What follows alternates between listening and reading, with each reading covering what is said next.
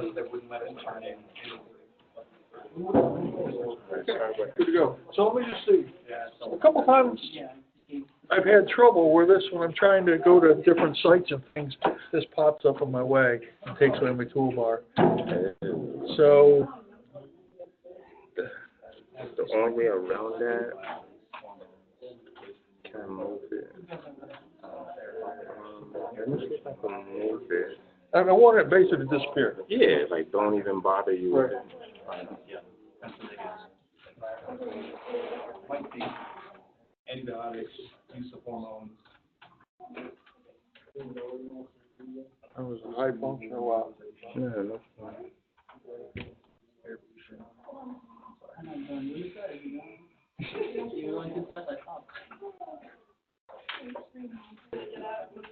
I'll let you know. Smells make good. Thank you. No problem. Yep. Yeah, but I would like cloud.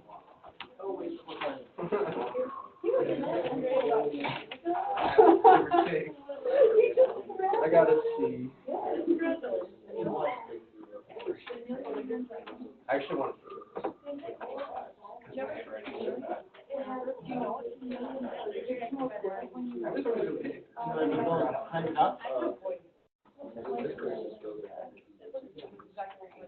Bro, you don't want to.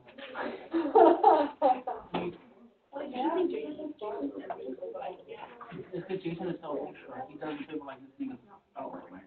He's like, I told him, well, I want him to come over so he can write on the chalkboard. You have girl hair. Yeah, Very uniform. yeah, I'm very much.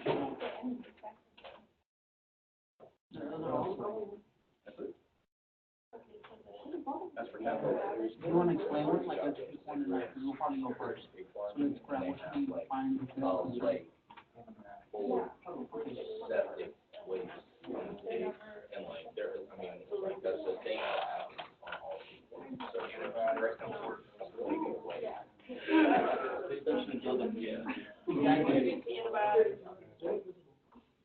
That's why they should be immune and then they. Well, you actually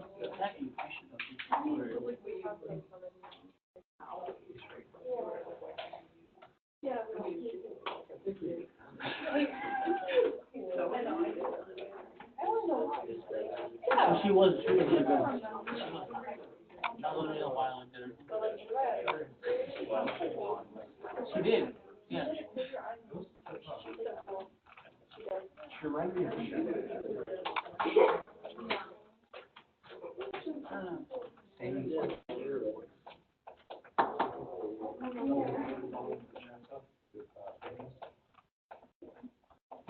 It was fun today, staying after. That should be exciting. So whenever you stay after, it's really, it's like, it's really cool. what are the answers of your up and over technique? Which one? The last fish before I left. Which one last message? I did two last days, 1.5. Was I always thinking I start on the second one? It was one where you were Okay, when each group has the 5, you can turn around. Give you a couple more minutes.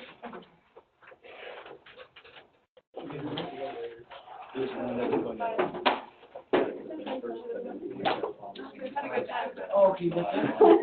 I did it.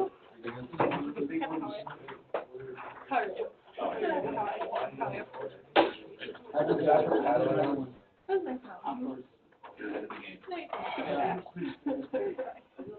Okay, I'll be like, no, that's about this. Oh my God. You want me to turn?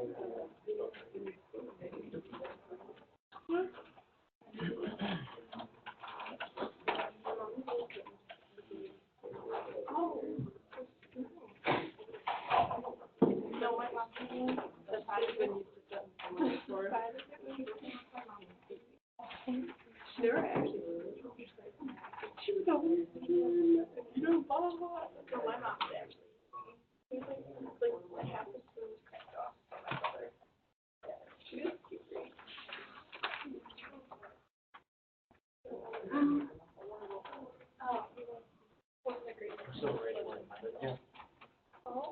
set? Before we do that, in response to the question or the comment made relative to fish capture, here's a chart, worldwide chart from the United Nations Food and Agriculture Report that shows wild capture on the bottom and shows the increase in aquaculture at the top. So you can see, really, since 1985, we've been fairly flat relative to ocean capture. And again, that's significant because the technology has gotten better. In fact, if we hadn't changed technology, it significantly probably would have gone down from this point. And that just basically says that, and you've seen the statistic, 90% of all big fish in the ocean are depleted. Some fisheries, again, a lot has been written on the cod fishery, especially off the Great Banks here in the Atlantic. It's just a tragic story. And that was a sustainable fishery on the order of, 100,000 tons a year forever. And we got really good, and we jumped it up to 2 times that for a period of time and broke it, and now we're stuck at 30,000 tons a year.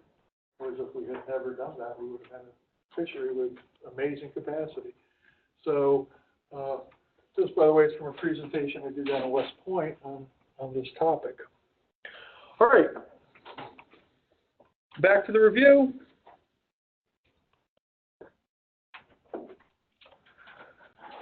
Group 1. What's a negative consequence associated with the way we raise our animal protein today? The extensive use of antibiotics from birth because it creates an antibiotic resistance. Good. Antibiotics. And you said it correctly. Whether they're sick or not, the term is a prophylactic use. That's a technical term. They're on antibiotic until just before slaughter. And the consequence of using antibiotics indiscriminate like that, what's the negative consequence? The resistance. Yeah, the bacteria builds up resistance.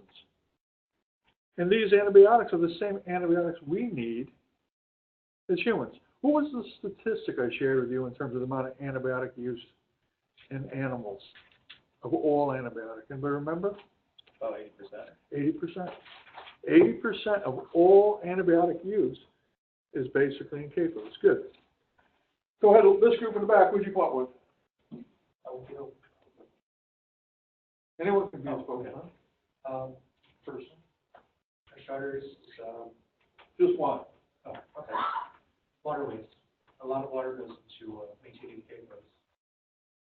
Okay, be specific. So water, the resource of water, why is it more significant than in a, a smaller production facility? So larger production facilities would be more water, so the effect on water use would be larger. But why do they, but remember, we raise our animals and we're looking for units of animal protein, animal pounds. Why on an animal unit basis would a CAFO require more water than, let's say, another operation?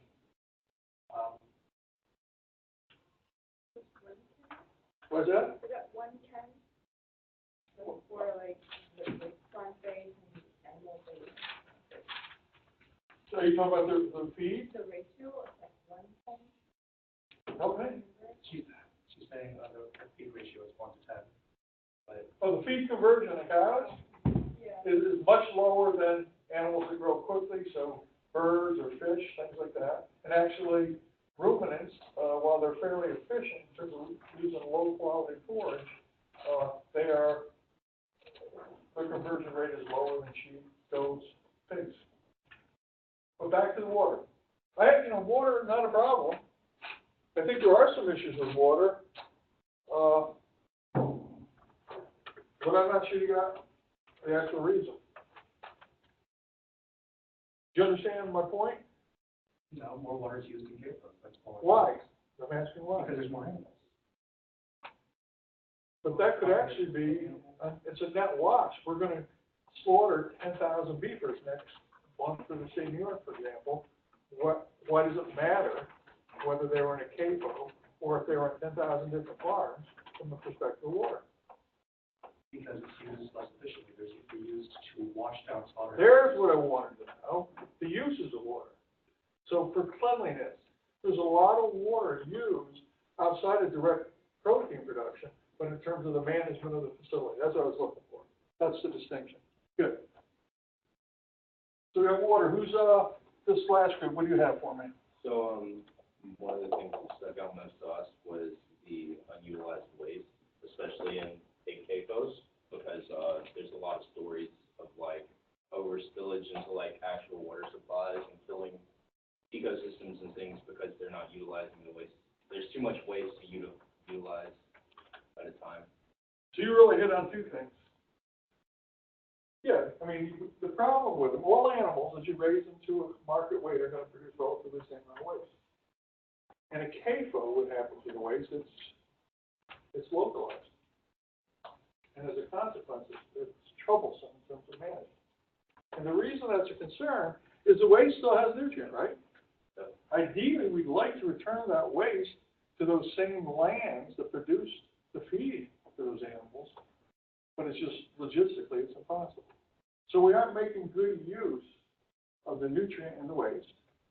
And the other piece you talked about ties back into the water.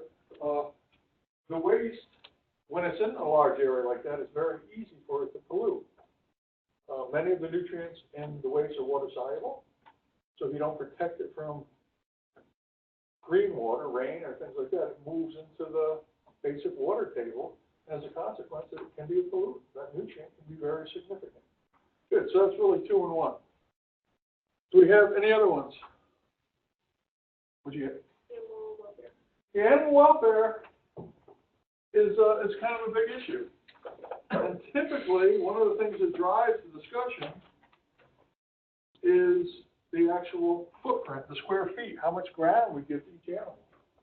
And it's relatively small. And one of the reasons is, of course, the producers don't want the animals moving. If they move, they burn calories.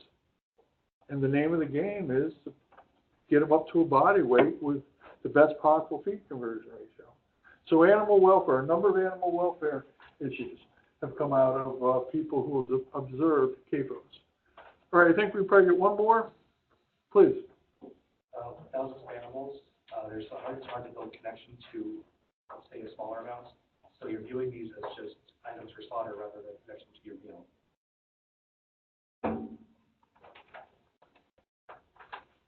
That is a fundamental problem. We don't really understand, we don't think about what's behind our food. That's why we focus on the food system. I think the fact that they are localized, typically these stockyards, let's say for beef, are located where there are no people. So it isn't something that we observe. Go ahead. Since there is like a large population of like animals that are going to be slaughtered, isn't there a chance of like some animals being malnourished due to like the large group of animals as well? Yeah, I mean, you've heard this term before, pecking order. Right. In nature, there is a pecking order. That's, anybody's ever had a chicken coop, I think that's probably where it came from. There's always a dominant hen, there's the least dominant one. It's the same in all herds. Yeah, that has to be managed because the objective is to uniformity. We want all animals to get the same feed conversion. We want them all to have the same market weight. And if there's an animal that, and I raise all these animals, they can be difficult. You bring them in the feed, there's just one animal they don't like. As soon as it dumps its head into the chalk feed, someone will knock it back out. So, that's very difficult to do in a large setting like that. So, yeah, there probably are some allowances for losses. That probably could tie into an animal welfare issue, too. Is that one animal based on an unnatural setting. But by the way, even in nature, there are pecking orders. But in a larger space, it's less of an issue. Something you heard say? Diseases, spread of diseases. Well, that's the other thing. If the antibiotic does not work, then you have the risk of a significant pathogen, like a virus, wiping out a large number of animals. Further, you also have the potential in those settings of that pathogen maybe mutating, and there's been issues of avian and swine flus that have actually jumped to people. So those settings probably precipitated a little more. Go ahead. Question, when you had an outbreak of mad cow disease, they found out that the virus was only present in cows over a certain age. So obviously they You aren't, learn how to meet? yeah. So obviously they're not grown to that age anymore, they're slaughtered before that age. But why is it that they were being kept to that age? You know? I'm not actually sure that's true. The science is, the whole concept of a prion, which causes mad cow disease, as well as Creutzfeldt-Jakob disease in humans, is not well understood. Chronic wasting disease and deer across the U.S., from Wyoming to Pennsylvania, they're all essentially the same disease. And there's a lot of research, it isn't really well understood.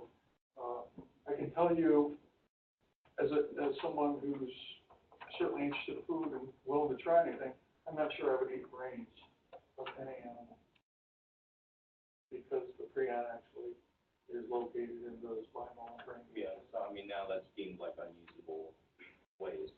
Including even the bones that the animal has had anyone shown positive. Yeah, they don't know what's there when they're younger, and it just hasn't manifested. It's very complicated. This prion, it's a really, really unique, but there's lots of journal information on it. Go ahead, you're saying? Have you never tried, I'm Mexican, so have you never tried tacos de cabeza, which is actually comes from the head of, Yes. and so it's amazing. So it's like, it has amazing flavor, so I'm not sure. I know. I'm just saying, if you're really worried, I mean, Creutzfeldt-Jakob disease, you can read about it, is very rare, but it's a devastating disease when people do get it. And they have, again, since we don't understand it fully enough, some of the best linkages in the U.S. have been in the south of Appalachia related to, they believe, consumption of squirrel brains. So, just food for thought. You can know as much as anybody if you want to read about it, but it's relative.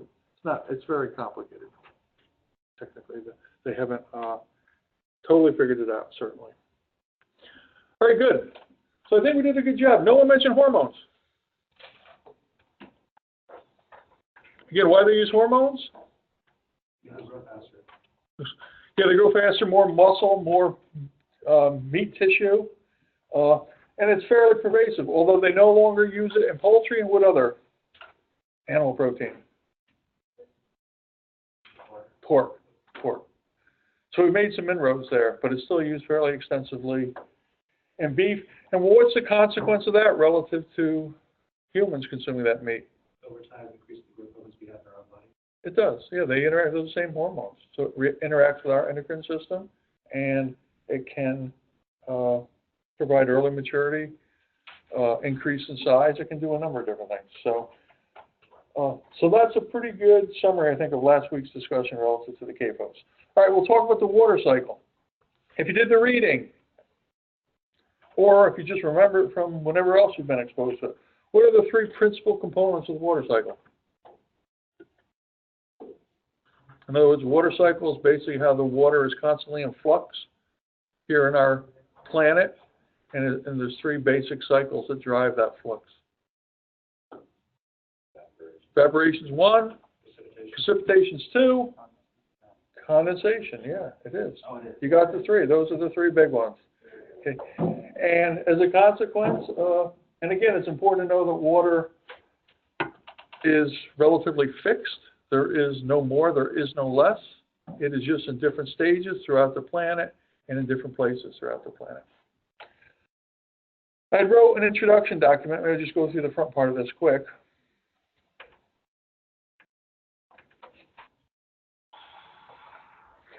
I don't know if this surprised anybody, certainly. Certainly, you know, water is a key component of Earth's life, and it is a key requirement for the production of our food. What do I mean by that? It's a key input to what? Life. But think back, it's in the process of converting essentially the sun's energy to life, because you remember the chemical formula for photosynthesis, right? It's water and carbon dioxide. Okay. Now, only 2 to 3% of the Earth's water is fresh water. Some people are closer to 2, some people are closer to 3. So out of all the water on the planet, only a small percentage is fresh water. And very little of that is actually available to us. We're going to see in the PowerPoint a percentage, but as little as 1% of that is accessible So a very small amount of water is actually accessible to us. Majority of it is the fresh waters in the frozen caps of the earth. Much of the water is deep underground, but certainly you're familiar with rainfall, lakes, rivers, things like that. Condensation, precipitation, evaporation are these three processes. Agriculture, primary consumer of water resource. Just easy rule of thumb to remember, 80% of all water is used, 70 to 80% of all water is used in agriculture, 10% in the homes, and maybe as much as 20% in industry, depending on where you are in the globe. So by far, agriculture is the largest user of water. Another issue, certainly you're aware of, using water in the kitchen for lots of purposes, is water has the ability to dissolve. It has high solubility, so many elements, many nutrients easily can become soluble in the liquid, and as a consequence, that water can be contaminated. We'll talk about eutrophication in the PowerPoint. The last piece that's kind of fun to think about if you never have is this concept of virtual water or hidden water. There's water in virtually everything, and it really isn't that apparent. Now, because of the abundance of water, it is a resource that we don't particularly think about a lot unless you happen to be in a part of the world where there is very little fresh water. Then it's very significant. It's very precious. But for much of the U.S. at least, it's at least until now, it's somewhat abundant, but there are significant areas where that experience prolonged droughts. I think the next thing I want to do is, I don't know if you all watch it, but there's a pretty good video here, pretty simple, pretty short, that gives you a good overview of water on the planet. We should look at this.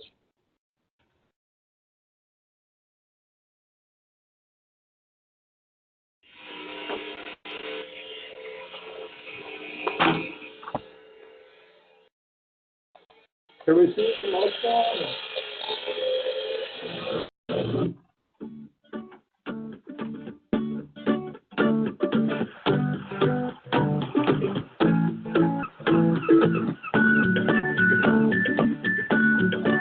We all need water. But only 2.5% of the water that exists on Earth is fresh water. That's not very much.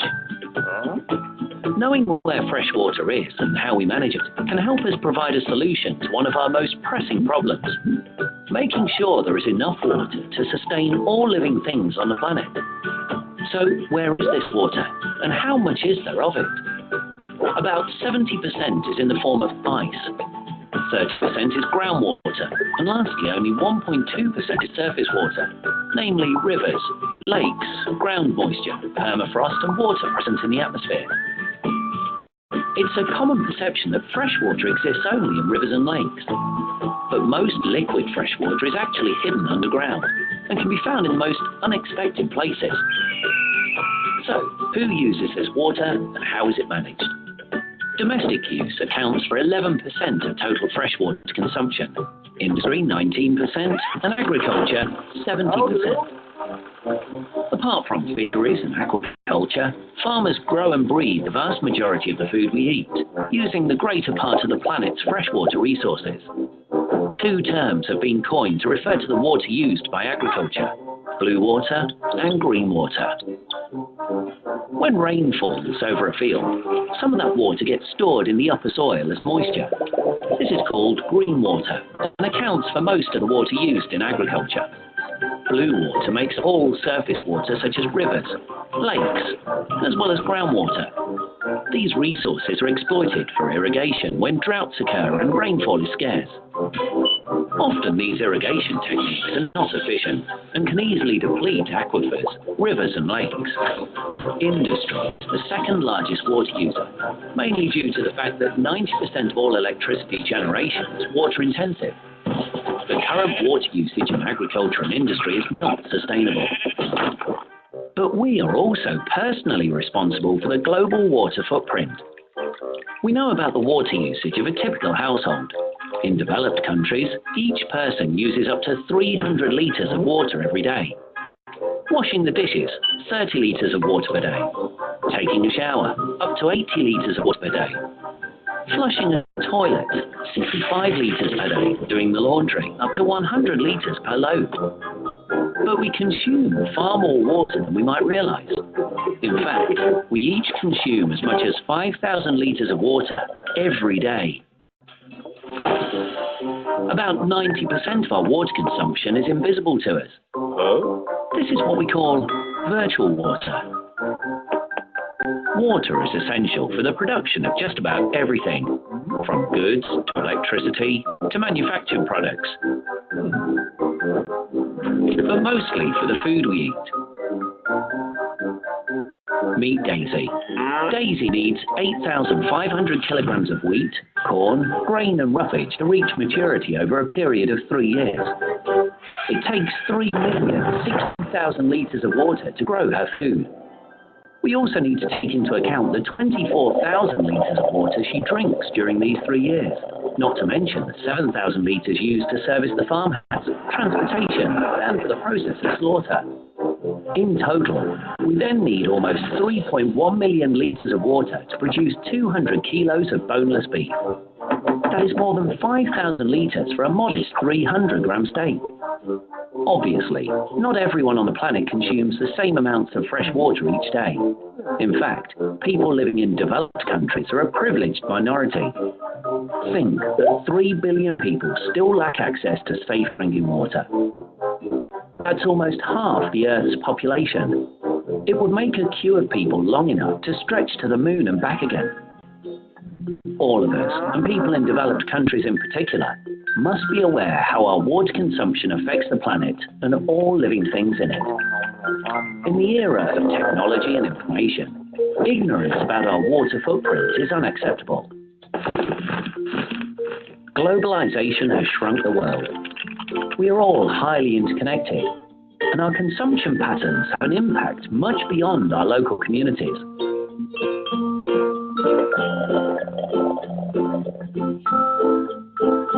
Live sustainably. Act responsibly.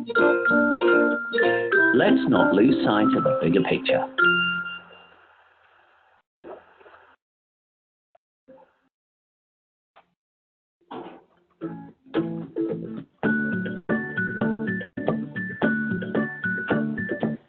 All right, any surprises in that video? Any of the facts?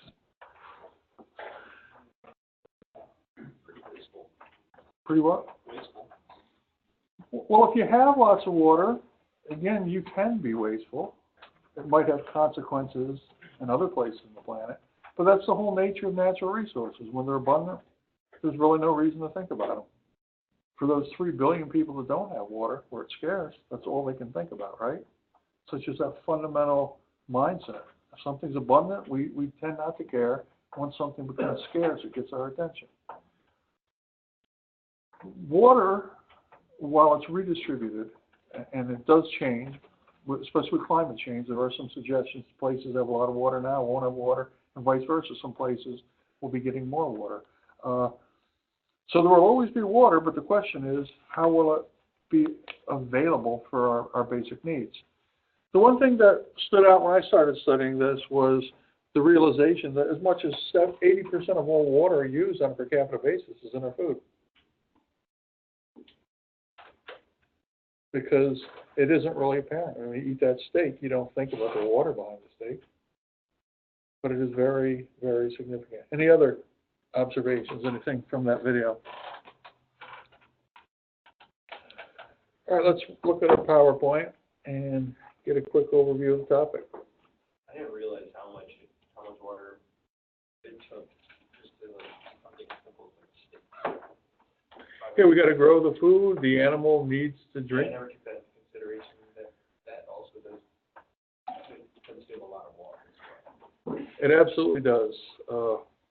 I'll show you a statistic in the PowerPoint. Just if you cut your beef consumption in half, the amount of water you could save on an individual basis. And again, is that a good thing to do? Well, it really depends on where that beef is being produced, where you're located. I mean, we're in this country, and I know not all of you are from this country, but this country for a long time, we're really blessed. It was very rich in natural resources. And as a consequence, we economically became very powerful through the exploitation of those resources. Now, some of those resources are getting relatively tight, and that's going to have some significant impacts.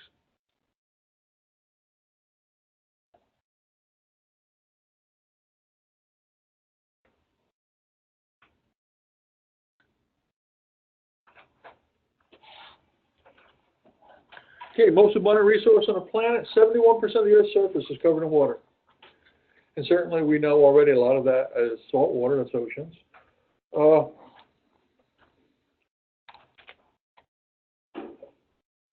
mean, theoretically, couldn't we use ocean's water if we could remove the salt?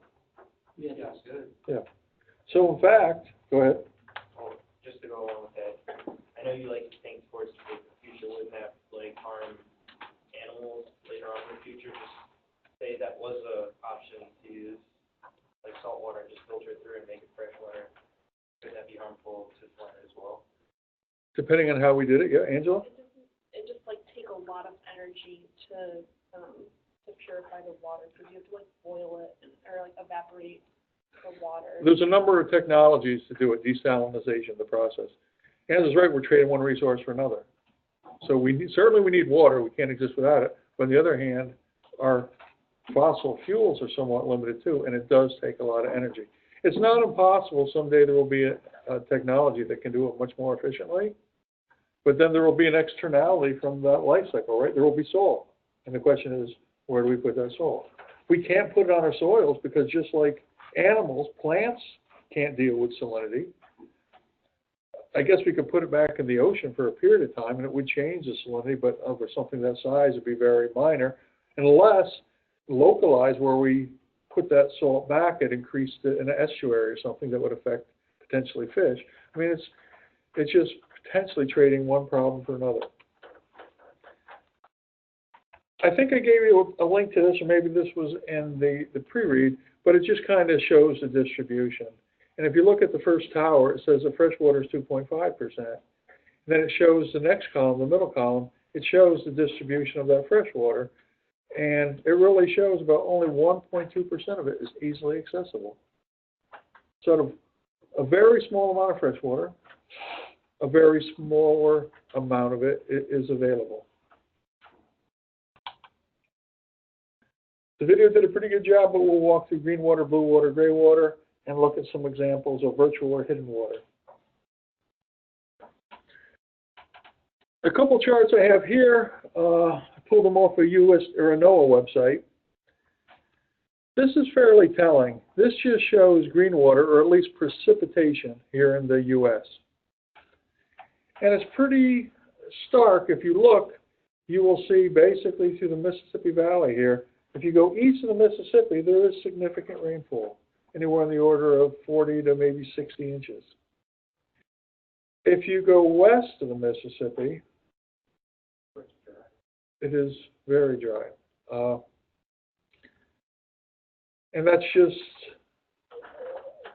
climate, that's weather patterns. The next chart makes you really wonder, though.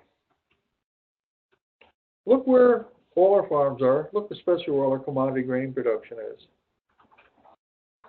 It really doesn't make good use of our country relative to green water, does it? In fact, much of this is in areas where there is relatively little water. I should point out California. Anybody here from California? In terms of fresh fruits and vegetables, California, I'm certain you're aware, leads the nation in production. In fact, there is a single county, San Jose County in California. Their agricultural output is greater than 28 states from one county. San Jose County is a very dry county. It's a county where they, from time to time, have significant drought, and it can sometime at a point in the future maybe impact their ability to grow our fruits and vegetables. And because of the contribution to our overall plate, that could be very significant. So yeah, so we have a lot of our farms in here. Any guesses how we're growing here then if it doesn't get enough water? What are we doing? Yeah, we're irrigating and we're working with that deep groundwater aquifers. Here's a good example. Those of you that have flown across the country certainly have looked at the plane window and seen these. These circles are irrigated circles. The system's called center pivot. In the center of each circle, you have a pipe from a wellhead. A tower goes up with a long arm that walks around in a radius and sprinkles water. Look on the outside of those circles and just see how dry it is, how barren it is. So in fact, without this blue water, this deep groundwater, in the case of this aquifers, we wouldn't be able to produce there. And that's potentially significant. Think about that. Maybe if we go back to the same groups, I want you to try to come up with a couple, maybe just two, potential circumstances we're very concerned about with our dependence on aquifer water, okay? So you want to turn around and just spend just a couple of minutes. So we're talking about blue water pumped from deep in the earth. Is it a good idea, bad idea? What should we be worried about? I think we should move all our farmland. No, we should just move our farmland to Lake Virginia. I don't know too much about it. It'd be like the shit. That's where a majority of it is. That's a melt the glacier again. Correct. Perfect. It's just, it's beautiful. It's really great.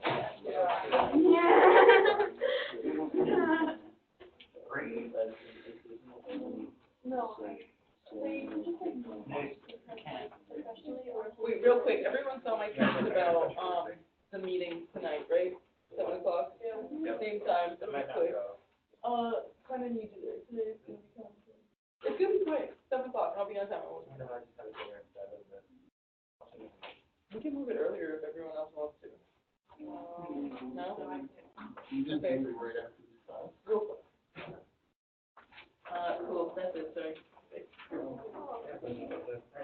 Your next question.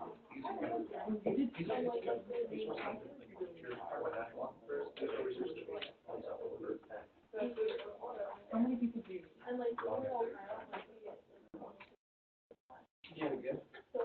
I didn't know how like flat.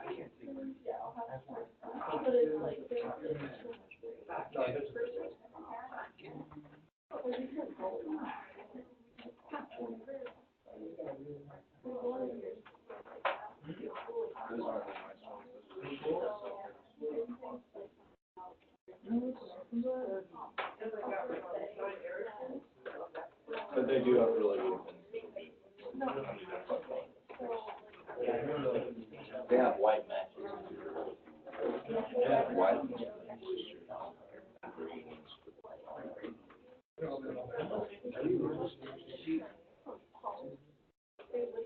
Hey, you two.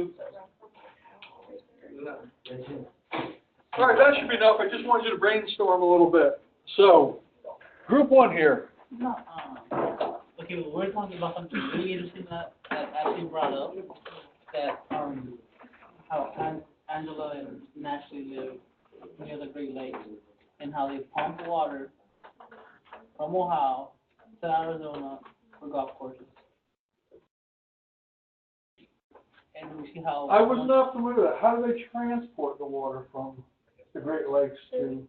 There's pipes that like run underground, and it's like. They do that for main waters too. Yeah. We like sell a lot of like the Great Lakes sell, well, the Great Lakes doesn't sell, but like Ohio and Michigan especially, we sell water to like other states like Arizona, New Mexico, and that kind of thing. Well, that's news to me. But I am aware of, and these are policy issues. There have been a number of initiatives to sell water to other parts of the world from the Great Lakes. And that would be, from a transportation, that could be somewhat efficient because we would do it in huge tankers, like oil tankers with water. Although there are other environmental implications, like carrying invasive species in parts of the world. That has been not allowed. And in fact, relative to this picture, there was a proposal quite recently that did not make it through the EPA to pump water from the Great Lakes directly into this aquifer. It's being depleted. Where do we get our water? For these, Yeah. this water comes from a reservoir, an underground reservoir called the Ogallala Aquifer. And if we look at the picture back here, this picture, the aquifer basically runs from Minnesota through Iowa, on the other side of Mississippi, all the way down into the top half of Texas. The reserve of that aquifer is 1/6 the volume of our Great Lakes, so it's huge. But since 1950, we have depleted about 12% of it. And the recharge rate on it is over 10,000 years. So the concern, of course, is if we continue at this pace, you can model this, and there will, at some point, it will not have water. And we won't be able to grow where all these farms are. They'll know, we can have farms, but it'll be very different. They will be not CAFOs, they will be like the farther west, they will be rangeland, where you have one cow per 300 acre type of thing. So very, very different model. And there is no question. It's just like if you had a bucket of water and you bring it to a picnic and you get hungry and thirsty after the softball game, at some point there's not going to be any more water, right? It's the same exact thing here, but and there is a lot of interest. There are a lot of people looking at this, but right now we just continue to pump. And it gets more costly every year because there are places where they used to be able in 1950 pump from 100 feet down, they're down over 700 feet now looking for that water. Go ahead. In my town, we have like a huge like tomato company, and they like grow tomatoes like everywhere, and they drilled wells, and they didn't tell anyone like in our town. We have like a smaller town, and then like over like the last like 5 to 10 years, like people have been noticing that like the water levels like underground in our wells that like provide us with like our drinking water have like decreased significantly. And then they found out that this like tomato company had drilled their own wells and was using all of that to water their fields. Yeah, the physics of it is called hydrostatic pressure, and in most large areas, these waters are all connected through little areas. So if you pump too much from one area, it's going to affect other areas. In fact, back to the Great Lakes, because of the water usage in the Great Lakes, although again, I did not know we had a pipeline to Arizona, and I will be certainly looking into that in the next class. We'll get the benefit, unfortunately. If you remind me next week, we can talk about it. But we have pumped so much water with operations like this tomato farms on part of the Great Lakes. The Great Lake water actually is flowing backwards in some of the western Great Lakes. The water typically moved out through the St. Lawrence, and it's actually flowing to the west in some areas now because of the amount of depletion we've had. We changed it very significantly. So that's the consequence of, when you look at how many million cubic feet of water there are in these areas, it's just staggering. I think 6 trillion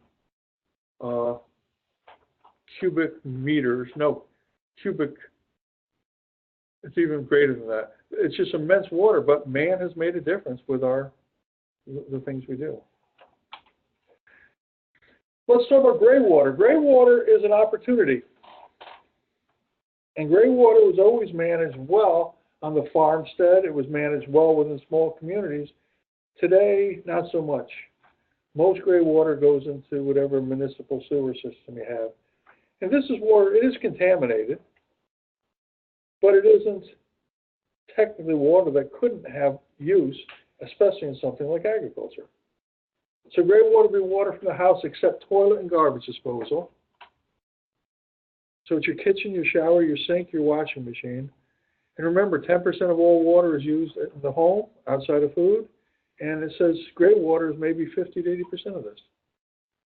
So in those areas of the country where water is scarce, there have been a number of initiatives to work with gray water. In fact, there is a term we're not covering as black water. That would be the water from toilets, garbage disposals, water that's potentially contaminated.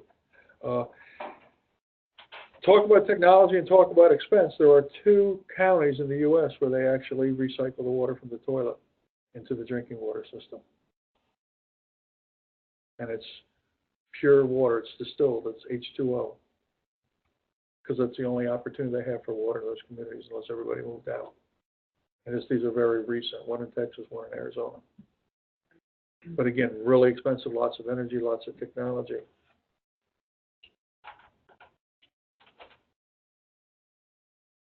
Anybody in their home when they had a garden use gray water from anything? Did you ever set something up, a little cistern or I mean, it's not uncommon. Other parts of the world, it's extremely common. Again, not so much in the U.S. All right, the virtual water, hidden water. Gallons of water per year for the average American. 750,000 gallons of water. Remember, about 80% of that at least is going to be through diet. Here it says 96%. Again, when you're looking at these numbers, you're going to see some variability depending on what your source is. And it talks about the 3, the blue water, the green water, and the gray water here.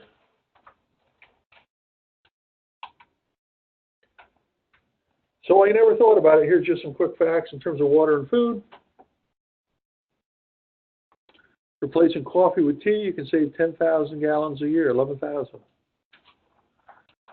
This one's a little strange. Milk with beer. They're comparable, you think? No, they're not really. They're not really comparable.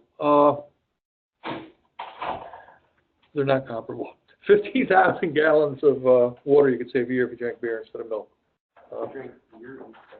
Yes. But as Angela said, coffee and tea seem to go together pretty good. Interestingly,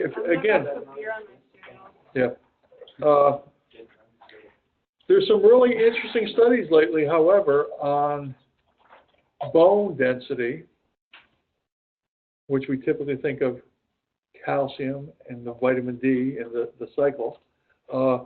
Beer, actually, its silicates don't need vitamin D to build bones. And there's some studies from Europe that say beer consumption is the best bet for older people to preserve their bones. Relatively new studies, very interesting, based on silicates.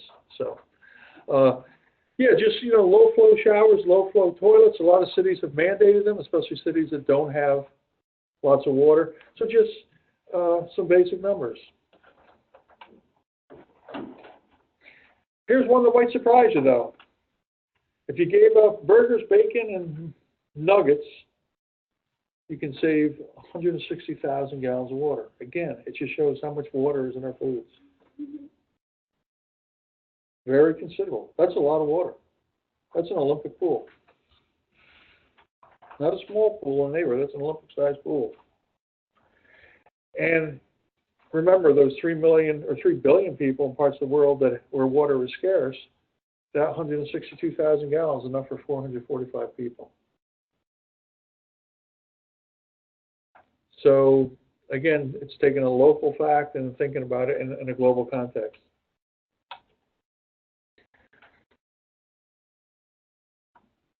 I put this one together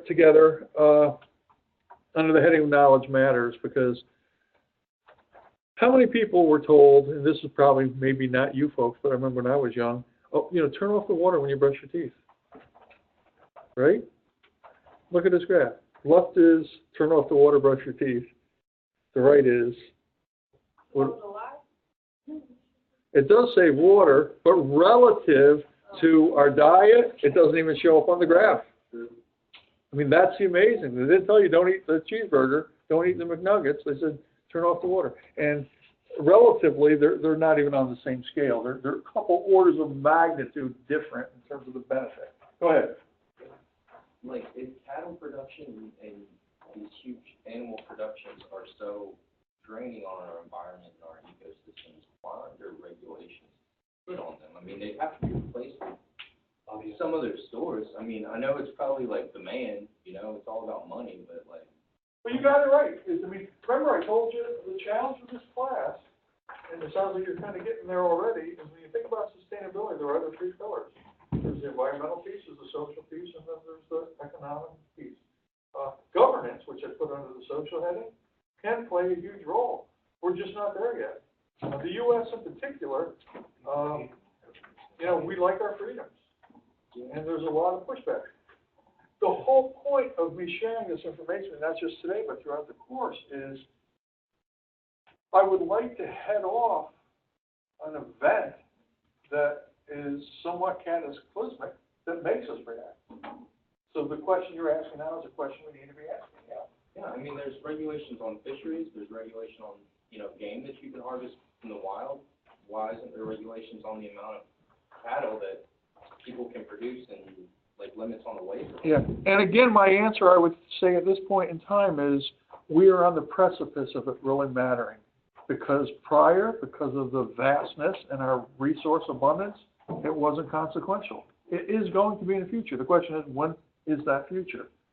And now is the time people should start thinking about it. So that's why I say this whole concept of looking at a food system from a sustainable point of view, I think it's a heck of an opportunity for you people if you can really embrace it and pick up a component and become expert, because this is the future. There is no question.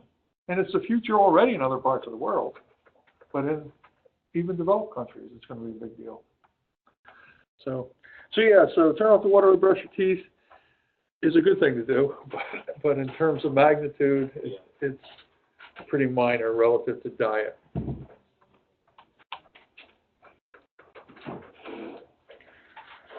This website, just in case you didn't look at it, let's see if it works here. Kind of fun to play with. One thing it does that's interesting is it breaks out the water and producing our common foodstuffs into green water, blue water, gray water. So it's alphabetical. There's beef. And I'm not too good at these games, so I probably should have let one of you young people that plays video games do this. Come on, beef. Just keep moving the mouse to the left. Keep moving it in one direction. And then do what? And then move back to the center and it'll stop. Okay, there we go. Did it. Scroll down. There we go. And there it is. It tells you how many liters of water per kilogram of the food item. Again, across the planet, most of it's green water. Although it's a ton of water, so we can go. There is blue water, certainly some gray water. And if you're really interested in these two folks, I basically looked at the water footprint of agriculture, the farm animals, so there's some really good data. So you could compare animal proteins, you could do a number of different things here, fairly interesting. But in general, in terms of water, in terms of most resources, plant to beef is about 100 to 1. So a plant would be about 100 times more efficient in terms of resource, whether it be soil, whether it be water, whether it be energy, than beef. Other animal proteins much more efficient. So kind of interesting, just lots of things here: bread, cheese, cabbage, chicken, big difference. So you're welcome to play with this now that you know what's out there.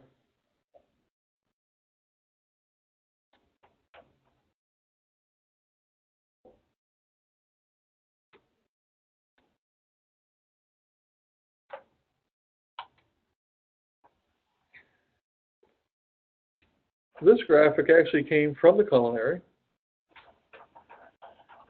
It's from our Menus of Change initiative, where we're just looking at food system and trying to perceive what the future might look at and make some recommendations to the larger industry of food. A lot of people get involved with this.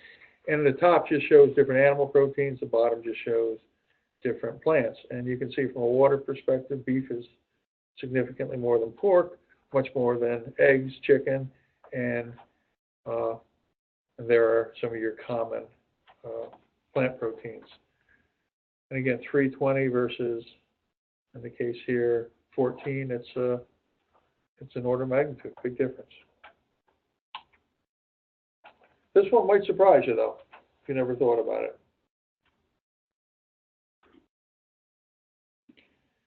So if you're thinking about animal protein as a from the protein perspective, and often people do, insects have protein, and look at the efficiency of a cricket compared to any other common animal protein, and including a legume there, that 216 gallons is for a pea. 2,500 gallons of beef water per a unit of protein to 1 gallon in insect protein.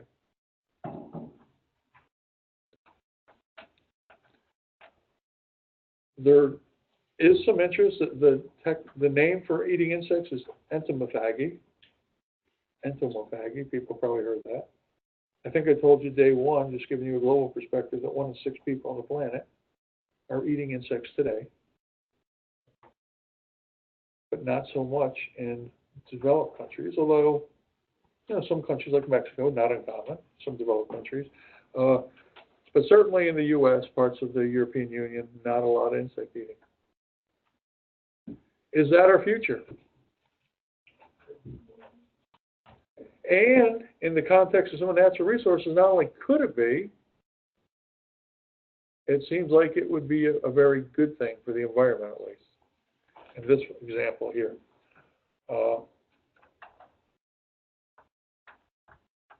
Anybody ever eat insects?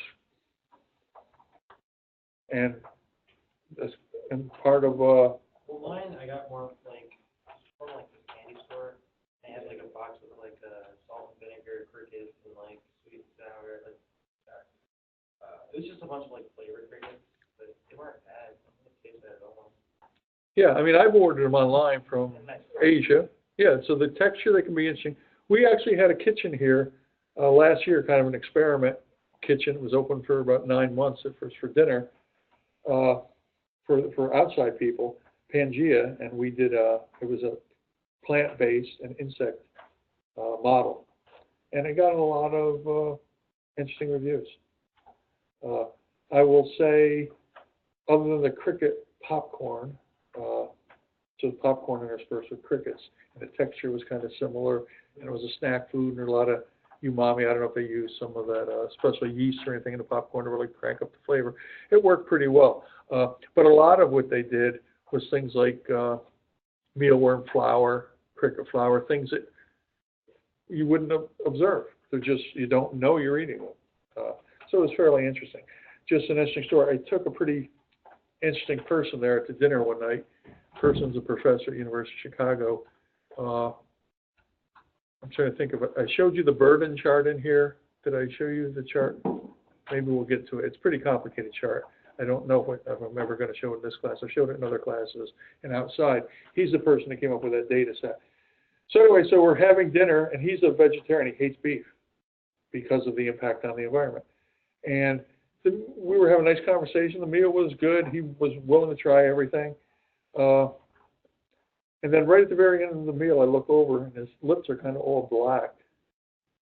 And he had been really hungry. And what he was doing is they put a little ramekin with some charcoal that was still hot with some almonds on it to kind of warm them up and release the oils. And he ate the almonds, and they started eating the charcoal. And I guess he was thinking, you know, insect, it's a crazy, you know, I don't know what the heck I'm eating, but it's supposed to be that we weren't supposed to eat it, obviously.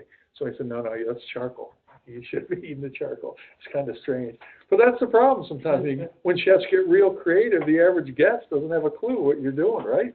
You've never seen this before. And he was, you know, he was a pretty well-versed guy, traveled a lot, lived in Chicago, but he was eating the charcoal on the table. It was very strange. Okay. Let's see, how are we doing time? We're pretty good. I'll tell you this. Let's do this. Same thing with those 3 groups. Think of a strategy where maybe we could, as chefs, promote insects into a menu on some level. Yep, go ahead. Well, I mean, we discussed this in another class. I think the hard thing is just get over the fact that it's just crickets, but if you just grind it down to like a powder, you can use it as just protein. But now the question is, should you tell them? You can. I mean, I would, definitely, because it definitely can strike fear in some people. Yeah, I agree. I mean, it's like subterfuge. If you ground it into a flour, That's It's like giving. It's in a biscuit or a muffin, no one will be able to tell. Go ahead.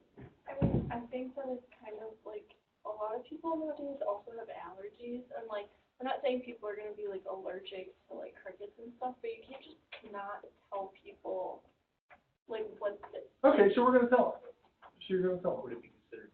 Insects are utilized in a lot of different things that aren't food right now. Such as like, Well, the power bars, I mean, one of the things with this section is they're, on a unit basis, they're very high protein. Mhm.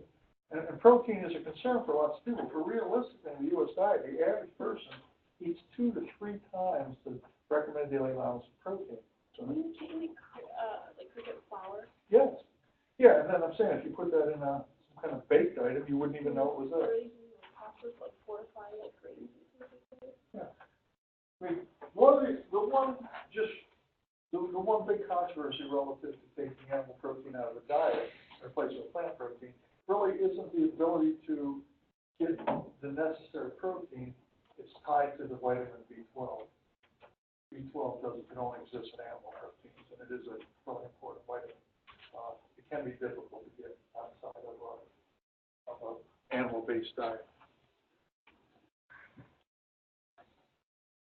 Yeah, I don't know. I mean, I think if more people were aware of the consequences associated with diet, the fact that 80% of our water use comes through diet, there probably are people, well-informed people, who would think it was, they would support a chef that used an insect protein, because they would think that they, as consumers, now are doing something good for our planet. There are some really good papers written on this. There are a number of people who have thought about it. It's really tied to culture and the concept of cleanliness, taboos. There's a lot of just people that just can't get their arms around transitioning this, and that's unfortunate. That's going to be an impediment to this change. But in the future, it may be, and for a lot of other reasons. The other thing really important about insects that most people don't know, they are what we call exothermic, which means they don't use any of the energy that from the calories they eat to maintain a body heat. All other animals, ourselves included, a lot of it maintains their body heat, right?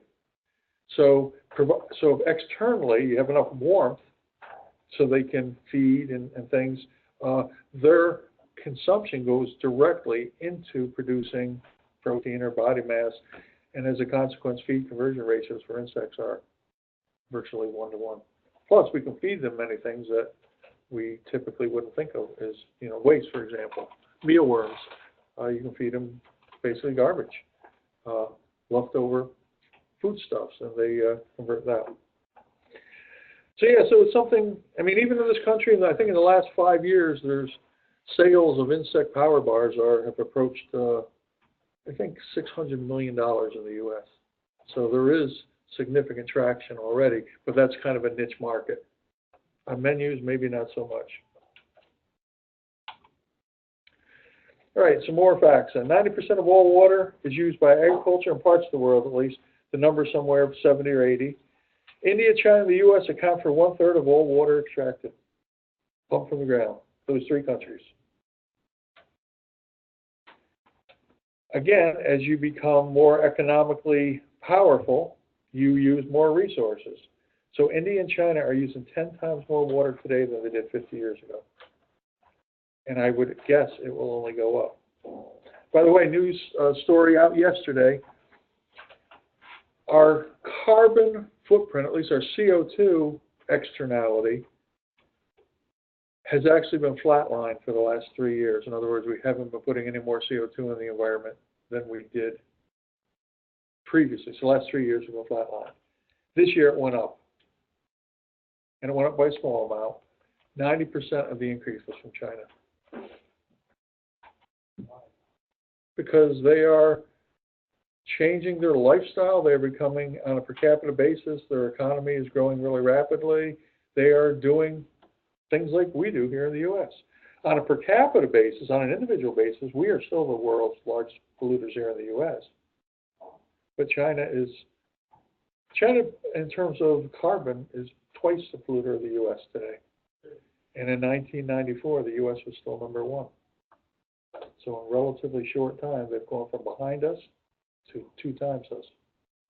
And again, on a per capita basis, we are still worse. They have a lot more people, but that's just the dynamics of a changing world.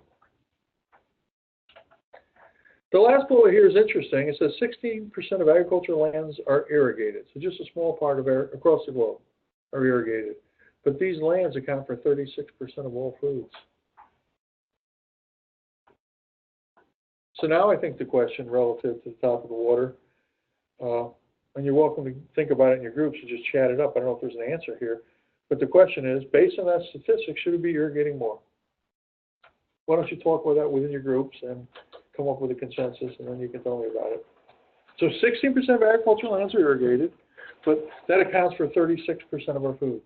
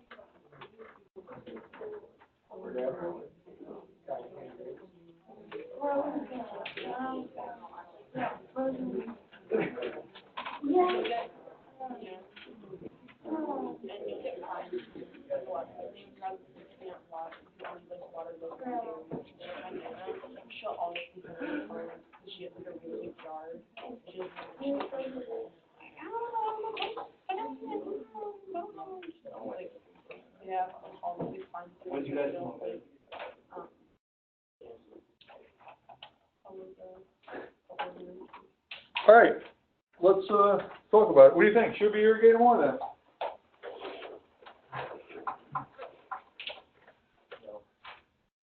Why not? We've got a growing population. We need to feed people. If it's much more efficient in terms of, or more productive in terms of amount of plants you can produce, why shouldn't we do more? Because our current way of doing it is waste a lot of water. A lot of irrigation today is inefficient. Overhead water, so the center pivot, it just has a big arm that drops water, or sprinkler systems, pretty inefficient because they cover the entire area, and there isn't necessarily a plant growing every area, and there also is a lot of evaporation from the air, from the ground as it lands. So you're right.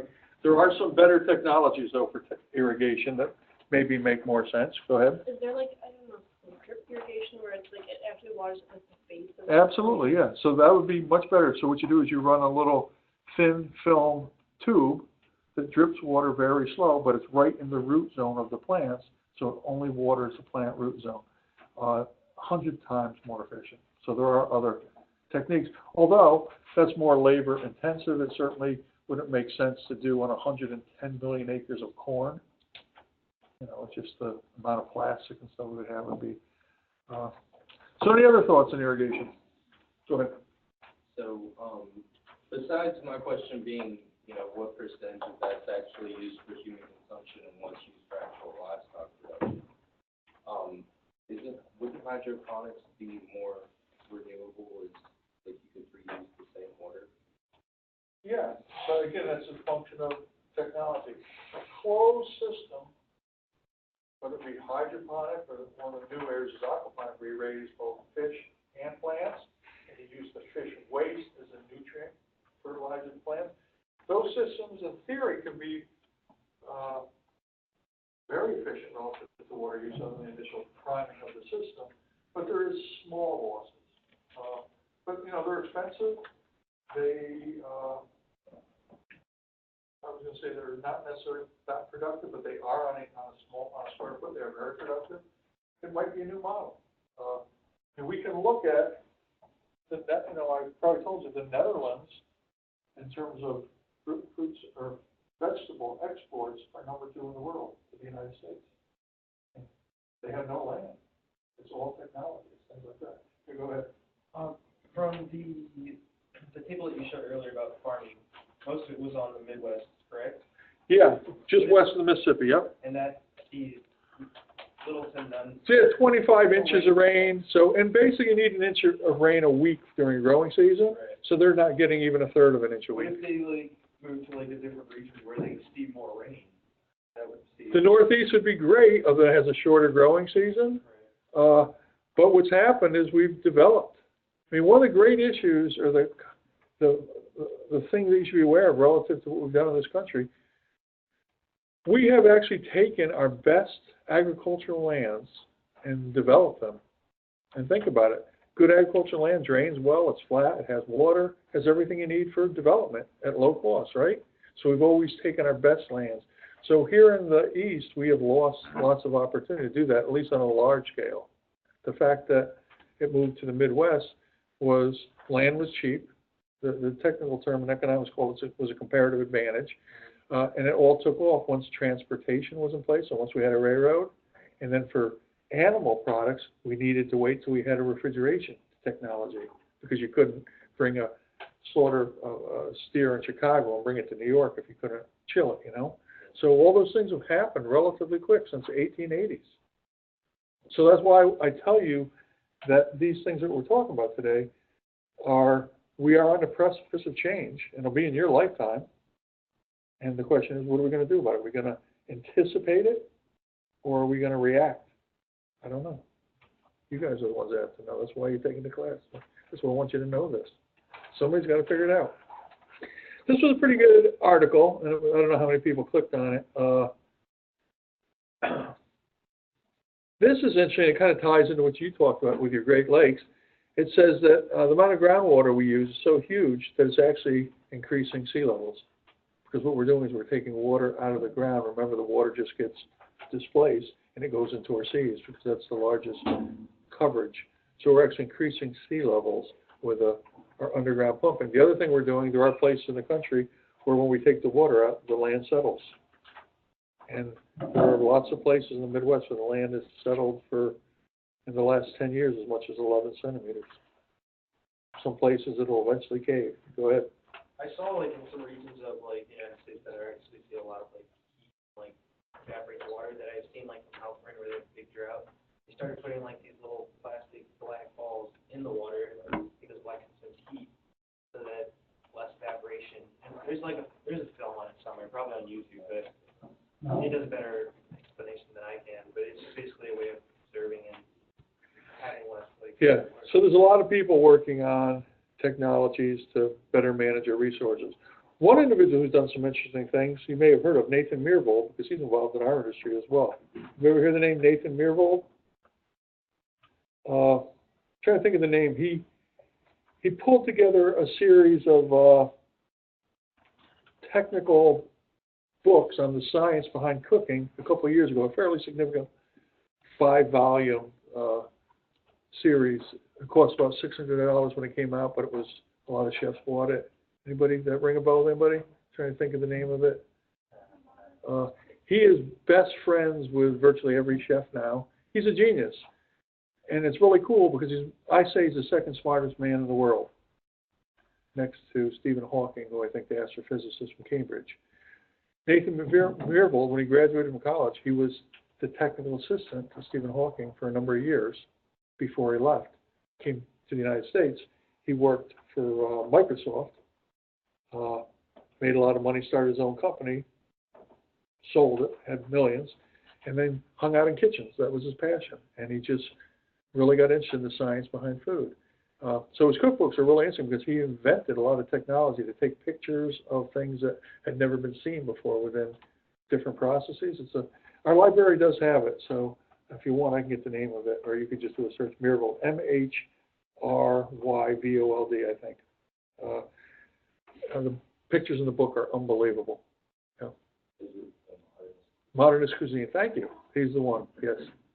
So, but he's also, now he's working on some of these issues as well. He, in fact, he has this great brainstorm on how to prevent hurricanes.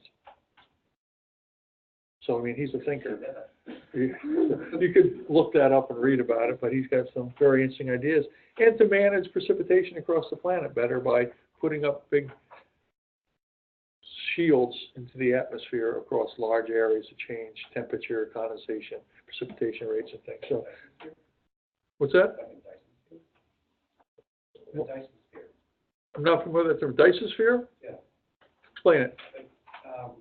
Superstructure around, say, like a planet or satellite that would shield it from light, would be able to use light, like this. Absolutely. How do you spell Dyson? Dyson sphere. Dyson. Dyson. I wonder what that is the root word for it. Dyson. Dyson. Not familiar with that at all either. Anybody take Latin? No help. I didn't take it either.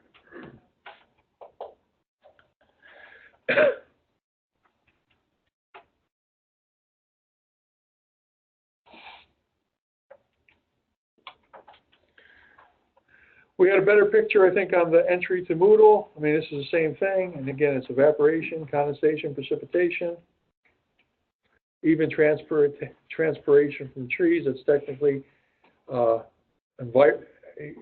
evaporation transportation, so it's all the same thing. I just want to talk quickly about pollution from water. Remember, water is a good solvent, so it picks up lots of, not just nutrients, in this case phosphorus and nitrogen, but it can also pick up chemicals. It also carries things from gray water like antibiotic, medicines, things that can significantly contaminate water sources. Eutrophication long term, but it simply means nutrient loading of water. And the two primary nutrients are phosphorus and nitrogen. They, by the way, are used in synthetic fertilizer across the world. So in other words, if I fertilize my plants and I get lots of green water, lots of rain, the excess nitrogen and phosphorus wind up moving into a waterway. And as a consequence, when it gets into the waterway, all water eventually moves to the ocean. It creates along its path significant green growth, just like it tried to do in those farm fields. But that green growth in waterways can be problematic. It creates algal blooms, so a lot of small plants.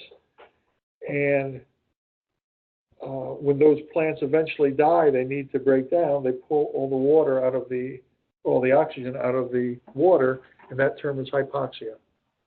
That's water with no oxygen. Most people don't say eutrophication, they say dead zone. And here's a little graphic that talks about how it happens.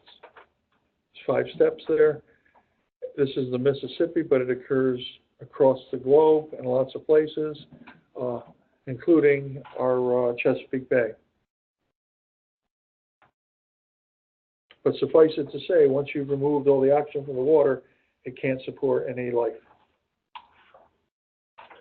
Here's a picture of it pictorially, and you can see the size of the hypoxic zone in the Gulf in 2014. It devastated the fishing. Many hundreds of millions, if not billions of dollars in the economy, well, certainly in the economy, more than $1 billion in that area, because of all the nutrient from our farming practices up along the Mississippi Valley. There's a lot of effort to try to stem this somewhat. There are some things we've done that have improved, but it still is a huge problem. This hypoxic zone is seasonal, so it's only in the late summer, late fall when it occurs. For the rest of the year, there would be fish in those areas. but it's a large 5,000 square miles, hypoxic zone, due to the nutrients phosphorus and nitrogen.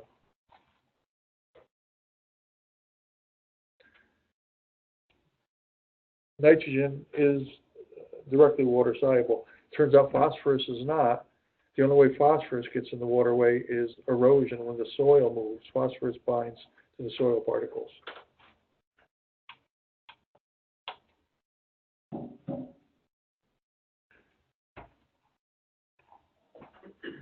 I think we talked about these discussion topics. Any comments, any questions on today's lecture then? Please. I was just curious, are you familiar with Omega Gardens? Like the rotating, there's a light in the middle. Okay, so Omega Garden has a, tell me more about it. I can show you, it's kind of hard to explain. I'm familiar with rotating gardens and the use of space to create gravity. Yeah, they have, they basically, I don't know too much, I just don't know if they require less water. I've got a couple things to look into. So these, and the fact that they're circular, so. There's a light source in the middle. Light source, no. Yeah, Yeah, there's a lot of new technologies relative to techniques like this. One of the great things about those techniques is we can move our food much closer to our consumption. We can do these in warehouses, abandoned warehouses in cities. So there is a pretty huge movement there. But no, I haven't looked at, looked at vertical walls, I've looked at all kinds of technologies for growing vegetables inside, if you will. But I haven't looked at those Omega Gardens. I had a chef that had one in his house, and he would grow all types of crops in the middle of winter, no problem. Yeah, I've grown hydroponic in my greenhouse, just to play with it. It's, it doesn't make a lot of sense in the Northeast, because we get plenty of rain, we have good soil, and we have lots of space. But in other places, sure, it makes a lot of sense. So, one of the big controversies, I don't think we've mentioned it, is there is a proposal right now to allow people that grow in the absence of soil to label their crops organic. It's in the Congress right now if you want to read about it. It's a huge controversy because the original people that started the organic process, it was primarily driven to protect soils. So now if they're going to let you say organic and you don't even need soil, you're going to grow in a nutrient film or some kind of rock substrate because you're, with aquaponic, what you're doing is you're continuously feeding a nutrient in a water basis, so the plants don't really need it, providing you can secure them, because that's one of the roles soil plays. Soil roots or holds plants in place. So that's a big controversy. Right now, it looks like they're going to say they're going to okay it, and that's going to be. It'll probably, if they do that, what'll happen is there'll be another grassroots movement, and there'll be a new label someday besides organic that will make things more confusing for people. So, all right, any other questions? All right. The idea was to protect the soil, and they're not using soil, why wouldn't they just That's what all the original people in the organic movement are saying, the same thing you're saying.